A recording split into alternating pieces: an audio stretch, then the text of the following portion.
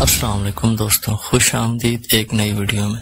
حضرت سلیمان علیہ السلام نہر کے کنارے پر بیٹھے ہوئے تھے کہ ان کی نگاہ ایک چیونٹی پر پڑی جو ایک جو کا دانہ لے کر نہر کی طرف جا رہی تھی۔ حضرت سلیمان علیہ السلام اس کو بہت غور سے دیکھنے لگے۔ جب چیونٹی پانی کے قریب پہنچی تو اچانک ایک مینڈک نے اپنا سر پانی سے نکالا اور اپنا منہ کھولا تو یہ چیونٹی اپنے دانے کے ساتھ اس کے منہ میں چلی گئی۔